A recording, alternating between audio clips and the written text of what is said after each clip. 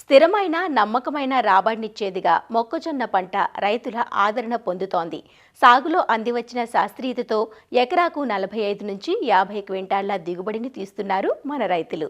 రబీ పంటగా నవంబర్ మాసాల్లో విత్తుకున్న పంటను ప్రస్తుతం అనేక చీడపీడలు ఆశిస్తున్నాయి. కొన్ని ప్రాంతాల్లో పాము పొడ తెగులు, బొగ్గు కుళ్ళు తెగుళ్లు ఆశిస్తుండగా మరికొన్ని ప్రాంతాల్లో కత్తెర పురుగు, కాండం తొలుచు పురుగులు నష్టం చేస్తున్నాయి.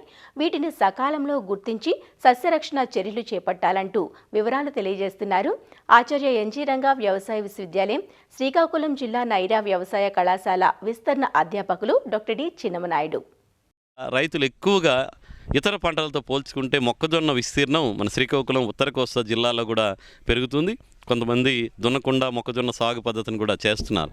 అయితే ఇందులో ఒక ప్రధానమైనటువంటి సమస్య చీడపీడల నివారణ. ఒకటి, ఈ సస్యరక్షణలో ఇప్పుడు గత 4-5 సంవత్సరాల నుంచి కూడా ప్రధాన సమస్యగా మనకు మొక్కజొన్నకి వస్తున్నది ఏంటంటే కత్తెర పురుగు. ఇది పంట వేసినటువంటి 15 రోజుల నుంచి కూడా ఆశించి మన కండి తయారయ్యే వరకు కూడా ఈ కత్తెర పురుగు వివిధ దశల్లో ఆశించి మరి పంటకి నష్టాన్ని కలుగజేస్తుంది. ఇది ఫ్యూజిఫెరడా అని చెప్పేసి ఒక జాతికి చెందినటువంటి పురుగు. ఈ పురుగుని కనుక రైతులు గమనిస్తే కనుక దాని మొదలు ముఖం మీద చూసుకుంటే వై ఆకారంలో మనకు ఒక ఆకారంలో గుర్తింపు మచ్చలు కనిపిస్తాయి. చివర కూడా చూస్తే 4 డాట్స్ లాంటివి కూడా కనిపిస్తాయి. ఇది మొక్క తాలూకా మొవ్వులోని ఉండి మొక్క నష్టాన్ని కలుగజేస్తుంది. లోపల ఉన్నటువంటి వస్తున్నటువంటి ఆ మొవ్వుని ఏదైతే మొవ్వుని తినేయటం, ఆకుల్ని తినేయటం, అదేవిధంగా విసర్జితాలు కూడా మీకు అక్కడే కనిపిస్తాయి, ఆ మొవ్వులోనే కనిపిస్తాయి.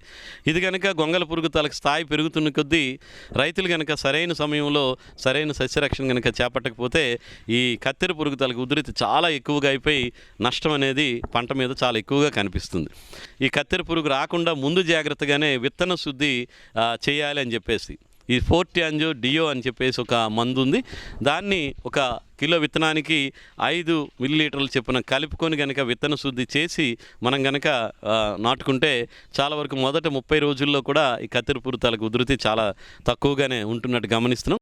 అదేవిధంగా పంట వేసిన మొదటి దశలోనే 15 రోజులకే ఒకసారి వేప సంబంధిత మందు మనకి 3000 ppm అయితే 5 మిల్లీలీటర్లు 1 లీటర్ నీటికి చొప్పున కలిపి మనం మొదటి దశలో పురుగు ఉన్నా లేకపోయినా కానీ 15-20 రోజుల్లో ఒకసారి కనుక పిచికారీ చేస్తే ఈ కత్తెర పురుగు తాలూకు ఉధృతి తక్కువగా ఉన్నట్టు మేము గమనించడం అనేది జరుగుతుంది.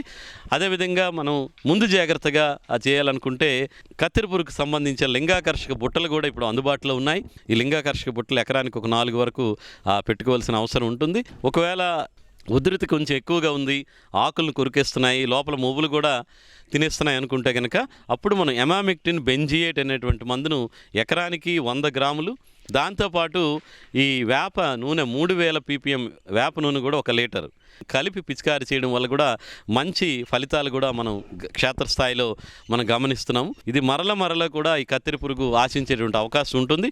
మళ్ళీ రెండో దఫా మళ్ళీ 30-35 రోజులకు వచ్చే అవకాశం ఉంటుంది.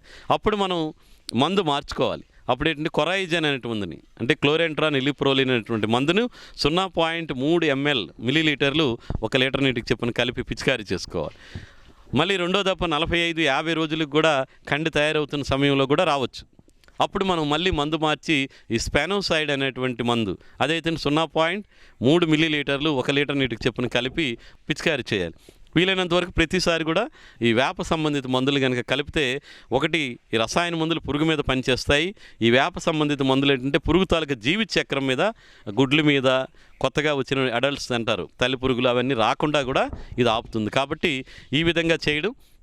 ఇంకోసారి కండి తయారయ్యేటప్పుడు కూడా మనం పిచికారీ చేయడం కూడా కష్టమవుతుంది. అలాంటప్పుడు విషపు ఎర తయారు చేసుకొని మీరు దాన్ని నివారించుకోవాలి. దానికోసం ఏంటంటే ఒక 5 కేజీల తవుడు, 1 కేజీ బెల్లం కలిపి వాటికి థయోడికార్బ్ అనేటువంటి మందుని 100 గ్రాములు కలిపి మీరు అక్కడక్కడ ఎక్కడైతే డ్యామేజ్ మీకు మొక్కలు కనిపిస్తా మొక్క వరల్లో వేయటం, ఈ విషపు ఎరతాలకి ముద్దలను కనుక వేస్తే అందులో ఉన్న గొంగల పురుగు అది తిని కొంతవరకు చనిపోవడానికి ఆస్కారం ఉంటుంది.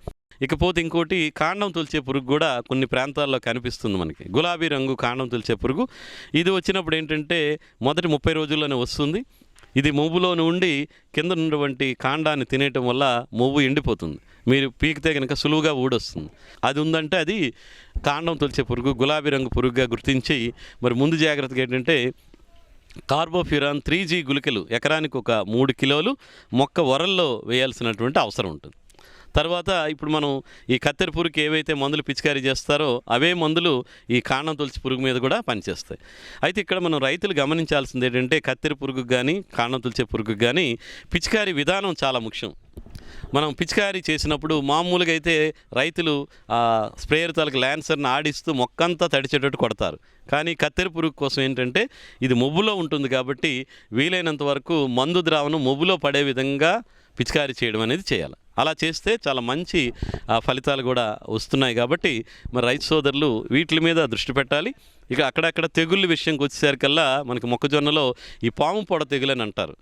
అంటే ఇది బూడిద రంగు గోధుమ రంగు మచ్చలు ఈ మొక్కజొన్న తొలక కాండం కింద భాగంలో మనకి పాము పొడ మచ్చలు ఏ విధంగా ఉంటాయో ఆ విధంగా మచ్చలు కనిపిస్తాయి. తద్వారా ఆకులు కూడా ఎండిపోయినట్టు కనిపించడం జరుగుతుంటుంది. దీనికోసం మనం హెక్సాకొనజోల్ అనేటువంటి మందును 2 మిల్లీలీటర్లు 1 లీటర్ నీటికి చెప్పుని కలిపి పిచికారీ చేసుకోవటం. అదేవిధంగా పొలంలో కలుపు లేకుండా చూసుకోవాలి. ఎందుకంటే ఈ పాము పొడ తెగులు తాలూకా శిలీంధ్రం కలుపు మీద ఆశ్రయం తీసుకుంటుంది కాబట్టి కలుపు నివారణ బాగా చేసుకుంటే మనకి పాము పొడ తెగులు కూడా తగ్గిపోతుంది. అదేవిధంగా బొగ్గు కుళ్ళు తెగులని ఈ మధ్య కాలంలో కొన్ని ప్రాంతాల్లో మనం గమనిస్తున్నాం. ఈ కాండం మీద గోధుమ రంగు చారలు వస్తాయి. పంట చివర 70-80 రోజులు వచ్చేసరికల్లా కాండం మెత్తబడి కొంచెం కాండం ఇబ్బంది పడి ఇరిగిపోవడం కూడా జరుగుతుంటుంది. కాబట్టి ఆ టైంలో ఇరిగిపోతే పంటకి చాలా ఎక్కువగా నష్టం వస్తుంది. కాబట్టి దానికి కూడా మనం ఈ హెక్సాకొనజోల్ అనే మందుని పిచికారీ చేసుకోవడం. అదేవిధంగా పొటాష్ ఎరువులు ఎక్కువగా వాడాలి. కాబట్టి పొటాష్ తాలూకు మోతాదు ఎంతైతే ఉందో దానికి కొంచెం ఒక 20-25% పెంచుకొని కనుక అలాంటి ప్రాంతాల్లో వేసుకుంటే మనకి ఈ తెగుళ్ళు ఉధృతి కూడా చాలా వరకు తగ్గేటువంటి అవకాశం ఉంది. కాబట్టి ఇప్పుడు చెప్పుకున్నటువంటి ఈ లక్షణాలను గుర్తించినప్పుడు యాజమాన్య పద్ధతులు సక్రమంగా చేసుకుంటే మీకు మొక్కజొన్న నుంచి కూడా మంచి దిగుబడులు తీసుకోవడానికి ఆస్కారం ఉంటుంది.